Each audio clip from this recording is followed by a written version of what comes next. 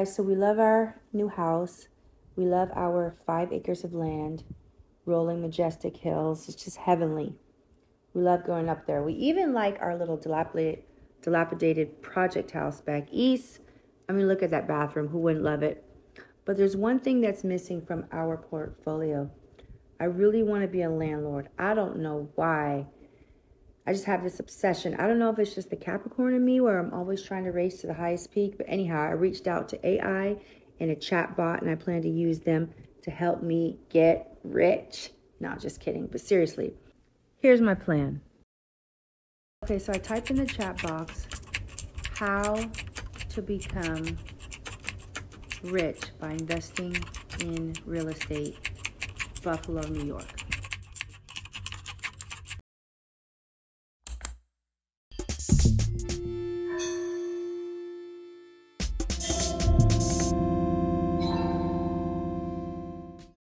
Okay, so one of the first things it said to do was to educate yourself. Go to seminars, take online classes, read books. I bought that book and I like it because it talks about you need to buy property with a low listing price. That way you can refinance it for more than the amount that you originally put into it. That's kind of like what we did with our Buffalo house. It was $30,000. We plan on refinancing for more. Some of the other points it talks about in this chat was to set clear goals. Do we want residential, commercial, single family, or multi-unit? Vacancy rates. We plan on renting out Section 8. Build a network with property managers and contractors. Establish financing. Do we want a conventional mortgage, private lender? Look at interest rates and down payments. Other key takeaways from this first question was to start small so we could gain experience with smaller investments, to implement a property management system like screening tenants, handling maintenance, etc. Stay updated about industry trends, and to remember that real estate investing requires patience and a long-term perspective. It's important to make informed decisions and manage risks effectively. Okay, the second question I asked ChatGPT was what to expect when becoming a landlord in Buffalo, New York. It's a little bit redundant, but there's still some new information here. It says again, look at the legal and regulatory requirements, familiar yourself with local laws, look at your property, like how much you're going to get for rental income, scour Craigslist, do a thorough inspection of what you can expect for rents, do tenant screening, look at your lease agreements, consider financial issues like budget, taxes, insurance, etc. Look at your eviction procedures. And remember, we are lifelong learners. Continuously educate yourself with local mandates. And remember, being a landlord requires a commitment of time and financial resources. Okay, now we're at my last and favorite question, which was, what is more valuable as a landlord, the profits from rent payments or the equity on the property?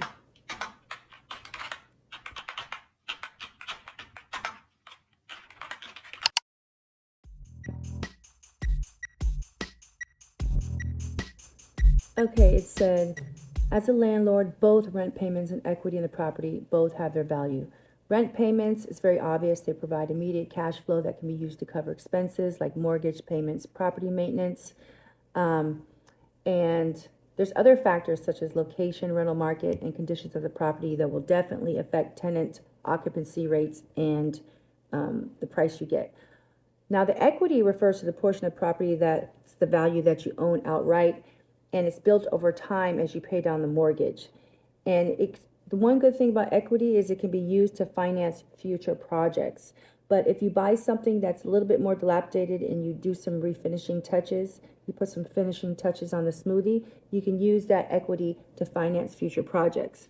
And so that's a good thing to consider. But they said, you know, equity really represents long-term wealth and accumulation, where the rent payments are something that you can use for the here and now.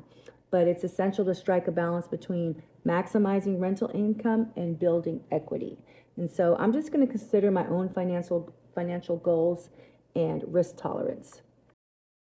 Okay, if you made it this far, congratulations, because here comes the fun part where we decide, we know we're going to be bi-coastal, but we got to choose a coast. Okay, so we're going to go to Zillow, and then you're going to put in the area you're looking for. I'm going to look in Fresno County because that's my County where I currently live in now. And then there's some filters you can use, like I'm going to make sure it says multifamily, and I'm going to up the amount to about, I think, 325,000, because that's the lower end of the maximum amount for a multi-unit. So we're going to scour some options here, and I think we're going to use, for this example, this one right here for 262,000. Now this property is pretty nice. It features a 3-bedroom and a 2-bedroom. And when I do my calculations, I think in this area for a 3-bedroom, you can get about $1,000 a month. For a 2-bedroom, you can get $800 a month. Now, mind you, this is the low end. And then you have to look at the monthly cost, what the mortgage will be. We're going to round this number to $1,700. And if you do the math, that means we're going to net $100. So for $262,000, if we rent out both units and make about $1,800 in rental payments, that leaves a difference of $100 in profit. So that's not too bad. However, it's a little risky for only to be making $100.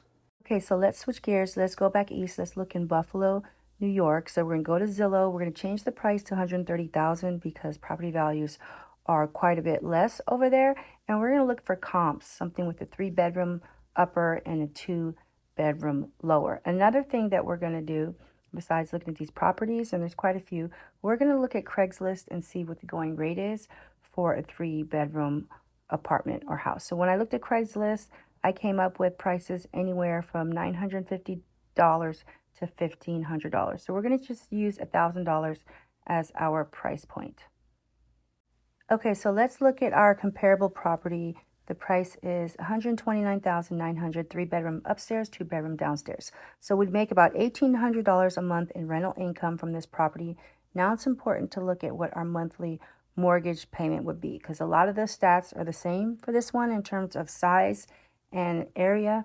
So look on Zillow, click a few of the tabs until you find what the monthly mortgage will be. So we came up with $900 would be our monthly mortgage payment. That leaves a net profit of $900.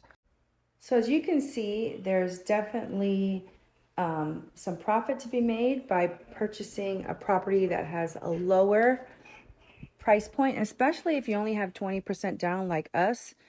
You know, it makes sense for us to buy some little investments back east. Now, just for kicks, I looked at this one. It's only $92,000. Just to show you guys, you know, it's a multi-unit, just so you guys can see that it's possible. So for $92,000, the down payment would be about $20,000, and you can see the monthly mortgage would only be $628. So if you could just rent each unit, even for $600 each, you'd still be making a little bit of profit. Then if you could do some little fix-ups, you could refinance it and use it to purchase your next investment property. So that's the plan. I hope to bring this into fruition by this time next year. I'm definitely getting the ball rolling now, cleaning up my credit, paying down all my credit cards. Look at this one. This would be something like for a flipper. You buy it low, put some money into it, and refinance for much higher. This is what the book Buy, Refinance, Repeat, whatever that name of that book is, that's what this is all about. Buying something that's a little bit shabby so you can get some sweat equity.